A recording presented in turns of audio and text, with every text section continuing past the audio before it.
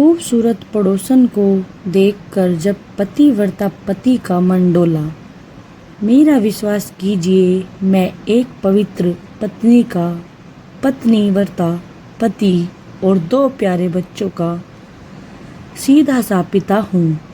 दुनिया की ज़्यादातर सभी महिलाएं मेरे लिए माँ बहन के समान हैं। ज़्यादातर सतगृहस्थों की तरह मैं भी घर में नाक की सीध में ऑफिस जाता हूँ और इसी तरह वापस आता हूँ। अपने छोटे से परिवार के साथ मैं एक बड़े से मल्टी स्टोरी कॉम्प्लेक्स में खुशपूर्वक रह रहा था। मेरे ऊपर मुसीबतों का पहाड़ तब टूटा जब मेरे पड़ोस वाले फ्लैट में एक फुलझड़ी नाम की एक लेडीज रहने आ गई। आपकी तरह मेरी भी तबीयत खूबसूरत पड़ोसन को देखकर झक हो गई, किंतु मेरे दिल का गुब्बारा अगले दिन पिचक गया जब पता चला कि वह एक पुलिस इंस्पेक्टर की अघोषित पत्नी है। जैसे सरकारी बाबुओं की घोषित संपत्ति के अलावा अनेक अघोषित संपत्तियां होती हैं, वैसे ही समझदार पुलिस वालों की घोषित पत्नी के अलावा अनेक अघोषित पत्नियां होती हैं। बेचारों को जनता की सेवा के दिन रात पूरे शहर की खाक छाननी पड़ती है। 24 घंटों की ड्यूटी थक कर चूर हो जाना लाजमी है। ऐसे में वे शहर के जिस कोने में हो वहीं थकावट दूर कर तरोताज़ा होने की व्यवस्था को उनकी जनसेवा का ही अभिन्न अंग माना जाना चाहिए। अपनी खूबसूरत पड़ोसिनी के बारे में जो सूचना मुझ तक पहुंची, उसके अनुसार कुछ दिनों पहले तक हमारी पड़ोसन निराश्रित और जमाने के जुल्मों की शिकार थी। एक बार मदद लेने की आस में पुलिस स्टेशन पहुंची तो इंस्पेक्टर साहब ने उन्हें पूरा संरक्षण प्रदान कर दिया। रोटी, कपड़ा और मकान के साथ साथ सारी मूलभूत आवश्यकताओं का जिम्मा आपने सिर ले लिया। बेचारे कुछ दिनों तक तो हर रात अबला को सुरक्षा प्रदान करने आते रहे, किंतु वह लोकतांत्रिक व्यवस्था के पैरोकार थे, इसलिए किसी एक का पक्षपात करने के बजाय उन्होंने सप्ताह में अपना एक दिन हमारी पड़ोसन के लिए आरक्षित कर दिया। वह जब भी आते उनके दोनों हाथ भारी भरकम परकटों से लदे रहते। कई बार उनके साथ मजदूर टाइप के 2-4 लोग भी होते जो कभी टीवी, कभी फ्रिज तो कभी वॉशिंग मशीन जैसी चीज़ें उठाए रहते। जिस दिन वह आते पड़ोसिन के फ्लैट में बड़ी चहल पहल रहती। बाकी के 6 दिन उनकी आंखों में दुख का सागर लहराता रहता। कई बार मन में आता कि पड़ोसिन धर्म का पालन कर उनके दुख दर्द को बांटूं, किंतु इंस्पेक्टर का ध्यान आते ही सारा जोश फना हो जाता। एक दिन मेरा बेटा नए मोबाइल के लिए जिद कर रहा था। मैं काफ़ी देर तक उसे समझाता रहा और आखिर में अधिकांश भारतीय पिताओं की तरह उसे चांटा जड़ दिया। वह भी सच्चा सपूत था। रो रो कर बंदे ने आसमान सिर पर उठा लिया। अगले दिन मैं ऑफिस जाने के लिए निकला तो लिफ्ट में पड़ोसन मिल गई। संयोग से वह हम दोनों के अलावा और कोई नहीं था। उन्होंने मेरी ओर अपनत्व भरी आंखों से देखा, फिर सजीता होती हुई बोली, देखिए, बच्चों का मन मारना अच्छी बात नहीं होती। आप उसके लिए एक नया मोबाइल खरीद ही लीजिए। जी, महीने का आखिरी। मैं चाह कर भी अपना वाक्य पूरा नहीं कर पाया। पड़ोसिन अत्यंत आमनीयता से मुस्कुराई और पर्स से 3000 रुपये निकाल कर मेरी ओर बढ़ाती हुई बोली, यह लीजिए, मेरी ओर से खरीद लीजिएगा, लेकिन मैं आपसे रुपये कैसे ले सकता हूँ। मैं अचकचा उठा। अरे, हम पड़ोसी हैं, एक दूसरे के सुख दुख में काम आना पड़ोसी का कर्तव्य होता है।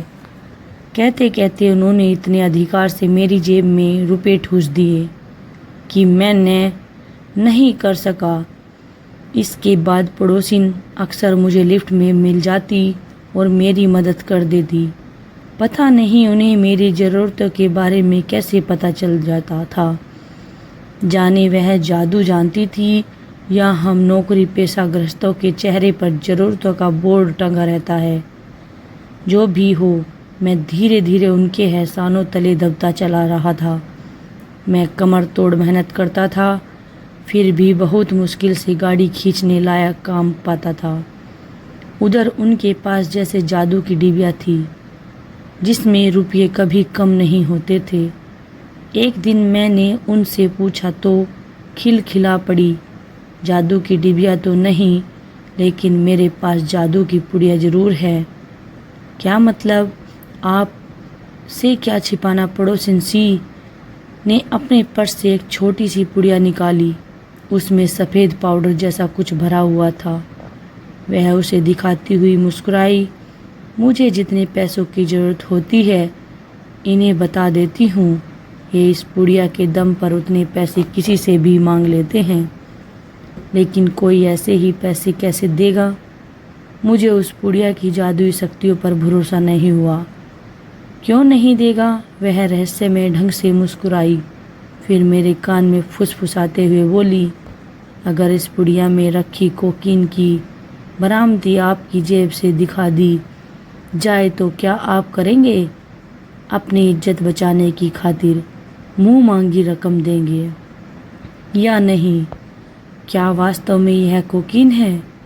मेरा श्वांग कांप उठा। यह तो फॉरेंसिक रिपोर्ट आने के बाद कोर्ट में ही पता चलेगा, लेकिन तब तक आपकी इज्जत का फालूदा बन जाएगा। सारे रिश्तेदार मान लेंगे कि इसी के दम पर आप कार पर घूमते थे। उन्होंने बताया, लेकिन कार तो ने लोन कर खरीदी है। मैंने बचाव की कोशिश करना, सभी जानते हैं कि लोन आयकर वालों की आंखों में धूल झोंकने के लिए किया जाता है। उन्होंने मेरे रक्षा कवच को फूंक मारकर उड़ा दिया। यह सुनकर मेरे चेहरे का रंग उड़ गया। यह देखकर वह हल्का सा मुस्कुराई, फिर मेरे कंधे पर हाथ मारते हुए बोली, लेकिन आप क्यों परेशान हो रहे हैं? आप तो हमारे शुभचिंतक हैं। मेरी जान में जान आई और मैं सांस भरते हुए बोला, इसका मतलब इंस्पेक्टर साहब, जिस आदमी की चाहे उसकी इज्जत मिनटों में धो सकते हैं। आदमी ही क्यों, वह औरत भी इज्जत धो सकते हैं। वह नायनों का तिरछा कर मुस्कुराई। वह कैसे? दुनिया के सबसे पुराने व्यापार में लिप्त बताकर सभी जानते हैं कि आजकल अमीर घराने की महिलाएं अपने शौक के खातिर, मिडिल क्लास महिलाएं अपने ख्वाब पूरा करने की खातिर और गरीब महिलाएं अपना पेट पालने के लिए इस धंधे में लिप्त रहती हैं। इसलिए जिस पर चाहे हाथ धो, जनता सच मान लेगी। उन्होंने सत्य उजागर किया। बाप रे बाप, तब तो आपके वह बहुत खतरनाक आदमी हुए। मैं हड़बड़ाते हुए बोला, लेकिन मेरे इशारों पर नाचते हैं। वह गर्व से मुस्कुराई और कंधे उचकाते हुए चली गई। 2 दिन के बाद मेरी श्रीमती जी अचानक कुछ काम से मायके चली गई। उनके बिना खाली प्लेट काटने को दौड़ता था, लेकिन मजबूरी थी। शाम को मैं मुंह लटकाए ऑफिस से लौट रहा था कि लिफ्ट में पड़ोसिन मिल गई। सुना है भाभी जी मायके गई हैं? उन्होंने अत्यंत शीलता से पूछा। जी हाँ, अकेले में तो बड़ी बोरियत होती होगी। उन्होंने मेरी आंखों में झांका। मजबूरी है, मेरे होठ हिले। मैं रात को आपके फ्लैट में आ जाऊंगी, सारी बोरियत दूर हो जाएगी। उन्होंने मादक निगाहों से मेरी ओर देखा। नहीं, आप मेरे फ्लैट मत आइएगा। मैं बुरी तरह घबरा उठा। ठीक है, तो तुम मेरे फ्लैट आ जाना। वह बड़े अधिकार के साथ आपसे तुम पर उत्तर आई। मैं कुछ कहने जा ही रहा था कि लिफ्ट रुक गई और कुछ लोग बाहर खड़े थे।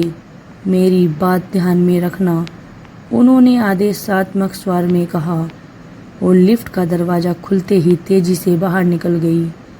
मैं पसीने से लथपथ हो गया, हाँफते हुए अपने फ्लैट में आया और ब्रिक बेक्सस फेंक बिस्तर पर गिर पड़ा। आज मेरी समझ में आ गया कि वह गाहे गाहे मेरी मदद क्यों करती थी। खुद तो किसी की रखेल थी और मुझे अपने उन्होंने बिकाऊ माल समझ रखा है। मेरा अंतमन विस्तृतता से भर गया। टाइम पास करने के लिए मैंने एक पवित्र उठा ली, किंतु उसके पन्नों पर भी पड़ोसन का चेहरा उभर आया। उसकी मादक हंसी मुझे पास आने के लिए मौन निरंतर दे रही थी, किंतु मैं एक सच्चरित्र गृहस्थ था। किसी भी कीमत पर उस नागिन के जाल में नहीं फंसूंगा। मैंने पत्रिका को दूर उछाल दिया। रिमोट उठाकर मैं टीवी चला दिया। एक आइटम गर्ल का उत्तेजक डांस आ रहा था। यह मेरा पसंदीदा गाना था। बच्चों से छिपकर मैं अक्सर इसका आनंद लेता रहता था। आज तो घर में कोई नहीं था। मैं निश्चित भाव से उसे देखने लगा। अचानक आइटम गर्ल की गर्दन पर पड़ोसिन का चेहरा चिपक गया। अपनी मादक अदाओं से वह मुझे पास आने का आमंत्रण दे रही थी। मेनका की तरह मेरी तपस्या भंग कर देने के लिए आतुर थी। तुम मुझे अपनी तरह दलदल में नहीं घसीट सकती। मैंने झलझलाते हुए टीवी बंद कर दिया और बिस्तर पर लेट गया। धीरे धीरे रात गहर आने लगी। मेरी भूख प्यास गायब हो चुकी थी। नींद मुझसे कोसों दूर थी। काफ़ी देर तक मैं करवटें बदलता रहा। पड़ोसिन के शब्द मेरे कानों में अगार की तरह दहक रहे थे। मेरे बारे में ऐसा सोचने की उस चरित्रहीन की हिम्मत कैसे हुई। अपमान से मेरा पूरा शरीर दहलने लगा था। अगर मेरे परिवार और रिश्तेदारों को इस बारे में पता चल जाए तो मैं तो किसी को मुंह दिखाने के लायक नहीं रहूँगा। अचानक मेरी सोच को झटका लगा। अगर मैंने उसका कहना नहीं माना और उसने इंस्पेक्टर से कह कर वह जादू की पुड़िया मेरी जेब में बरामद करवा दी तो क्या होगा।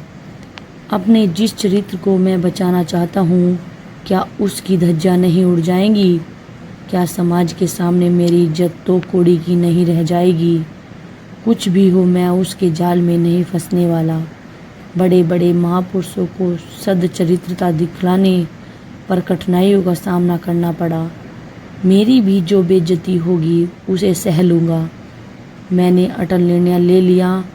ठीक है, तुम तो महापुरुषों की श्रेणी में आ जाओगे, लेकिन यदि यह घायल नागिन ने बदला लेने की खातिर इंस्पेक्टर से कहकर तुम्हारी पत्नी के दामन पर दाग लगवा दिया तो क्या वह बेचारी बेमौत नहीं मारी जाएगी? उसकी पवित्रता का दामन तार तार नहीं हो जाएगा? जिसने जीवन भर तुम्हारी निस्वार्थ सेवा की है, क्या अपने स्वार्थ की खातिर उसका जीवन बर्बाद हो जाने दोगे? तभी मेरी अंतरात्मा ने दस्तक दी। एक एक पर्सन हथौड़े की भांति मेरे मनोमस्तिष्क पर बरसने लगा। तेज कोलाहल से मेरे कान के पर्दे फटने लगे। नहीं, मैं अपने हाथों को दोनों कानों पर रखकर सिसक पड़ा। पत्नी की इज्जत की रक्षा करना तो पति का कर्तव्य होता है। मैंने भी 7 फेरों के समय इस बात की शपथ खाई थी, चाहे मेरा स्वर्ग ही क्यों न बर्बाद हो जाए, मैं उसके चरित्र पर आँच नहीं आने दूंगा। मैंने मन ही मन एक कठोर फैसला लिया और अपने परिवार की इज्जत बचाने के खातिर पड़ोसन के समक्ष आत्मसमर्पण करने चल दिया। दोस्तों, आज की हमारी ये कहानी कैसी लगी कमेंट बॉक्स में लिखकर ज़रूर बताएं। और अगर आप हमारे चैनल पर नए हैं तो आप हमारे चैनल को सब्सक्राइब करें और बेल आई नोटिफिकेशन को ऑल पर सेट कर लें, ताकि हमारी आने वाली हर नई वीडियो का नोटिफिकेशन सबसे पहले आपको मिल सके। वीडियो देखने के लिए धन्यवाद दोस्तों। कल फिर मिलते हैं एक नई वीडियो के साथ। तब तक के लिए जय श्री श्याम दोस्तों, अगर आप सबके में से किसी के भी साथ ऐसी घटना हो रही हो तो आप पुलिस का सहारा लेकर ऐसी गंदी औरतों को अपने देश से दूर करें और ऐसे औरतों के चंगुल में फंसने से बचें, क्योंकि इन औरतों का धंधा यही होता है कि ये डराती हैं और फिसलाती हैं और अपना मतलब निकालती हैं। तो दोस्तों आप हिम्मत रखें, साहस रखें और कमेंट बॉक्स में बताएं। मिलते हैं नेक्स्ट वीडियो में। धन्यवाद।